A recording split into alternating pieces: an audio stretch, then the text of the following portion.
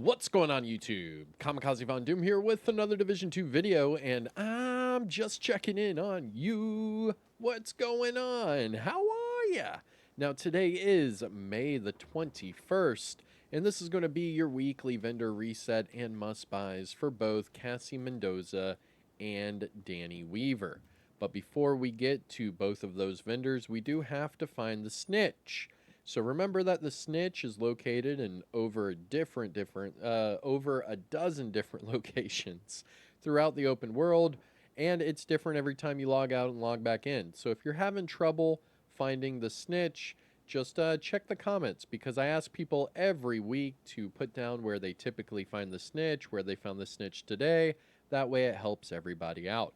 Now, just for me personally, here is where I found the snitch today. I am at coordinates 561 by 4430. Now, I am just outside of the Space Admin HQ, and all I did was fast travel to this mission and then run across the street. It was really that simple. But again, let everyone know where you typically find the snitch, where you found the snitch today. That way, everyone can go to these vendors before they close, because remember that these vendors open and close every other day. So if you don't do it today, you have to wait till Friday. All right. So I highlight the bounty. I click abort. That way I can save it for later. And then we can look for the white shopping cart icon that's on the map. And they're all on the west side. Okay.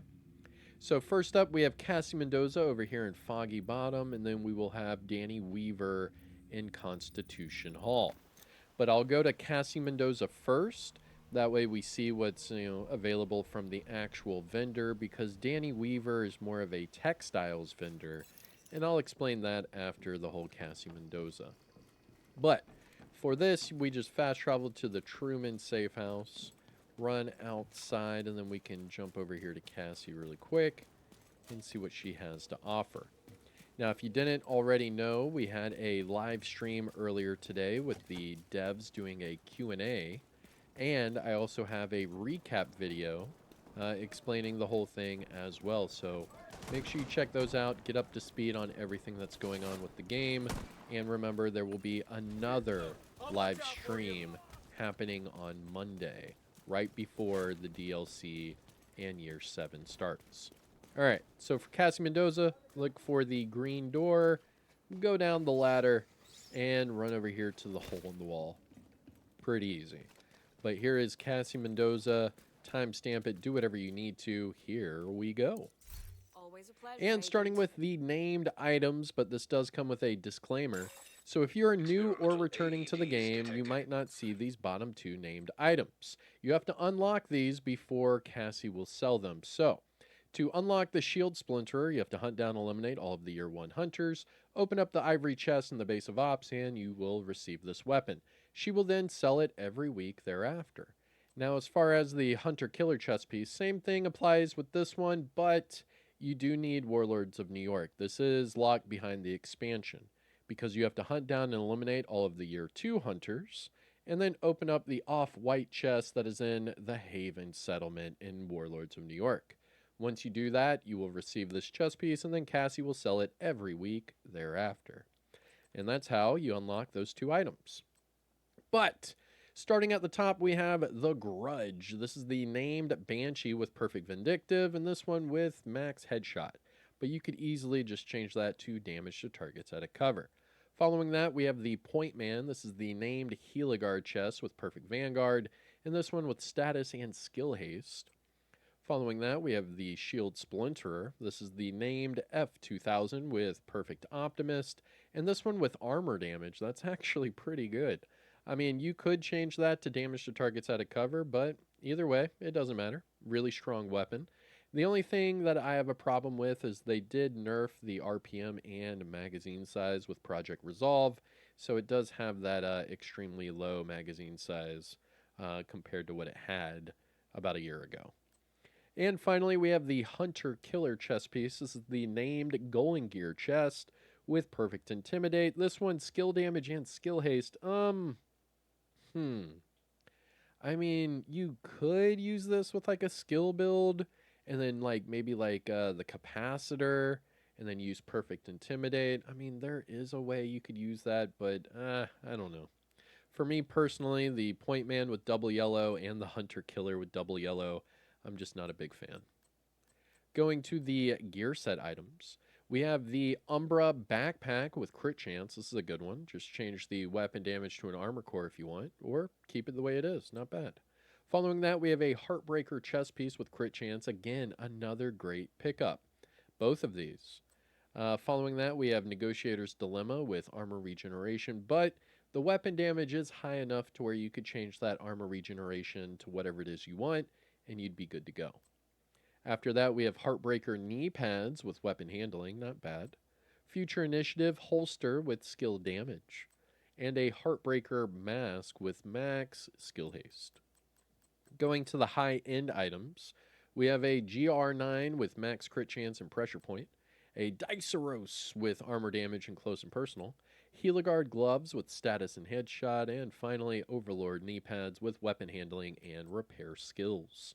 Looking at the mods, we have repair skills 17.2 and a pulse cone size of 6.7.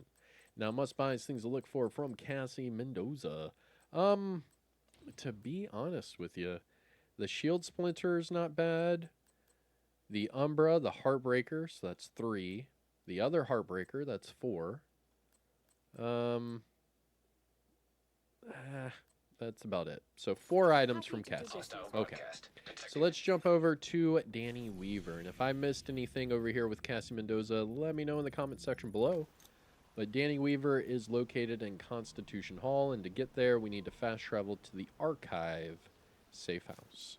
Now, if you haven't already, hit that thumbs up. What are you waiting on? Come on, we do daily Division content, so make sure you ring that notification bell. That way you don't miss a single Division upload. And welcome back, everyone. The DLC starts on Tuesday. It's getting really close, really, really close. We will have the DLC, and we will have Year 7. So good times ahead. But all right, let's run over here to Danny Weaver. Oh, and just a reminder, Danny Weaver is a textiles vendor.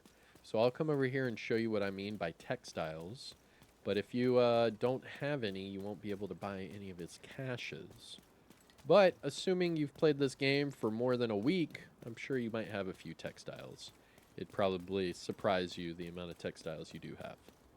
But all right, so Danny Weaver's over here. We have to run down this alleyway, past the pride flag, and go through these doors. It is a safe area, so if any enemies are chasing you, it won't matter because right here, booyah, you have entered a safe zone, which we can check out the textiles. So go to your apparel tab, go down to caches, and the bottom, the standard apparel cache. If you open this and it is a duplicate, you get textiles. So here we go. And you can see right there, I have duplicate shoes, and I get 100 textiles. So that's how you get textiles, okay? And Danny Weaver is the only vendor in the game that accepts textiles. So here we go. Timestamp it. Do whatever you need to. Danny Weaver. And this week he has 1 exotic, 2 field proficiencies, 3 seasonal caches, and 1 crafting cache. Okay. And whenever you purchase these, just make sure it subtracts from your overall textiles. That way you know it works. And you can see it just took away from my textiles. So that's good. And whenever you back out, make sure the bottom left of your screen that they all pop up. So don't check it until they all pop up. Booyah. All right. And then I should have, there we go, the crafting, the exotic, and then the different seasonal caches. So I'm just going to show you the exotic. Let's see what I get. And let me know what you get. Oh, I received the BTSU gloves. Okay. But let me know what you get in the comment section below. But that is your Danny Weaver vendor reset and Cassie Mendoza. I wish that Danny Weaver would sell a little bit more. It just seems a little, I don't know, lackluster. But we'll see what happens with Year 7. But this is your last vendor reset video before the DLC. I hope you're getting excited. Let me know what you think in the comment section below. I am Kamikazevondoom. Take care of yourself. Enjoy the rest of your day. I'll see you in the next one. Peace out.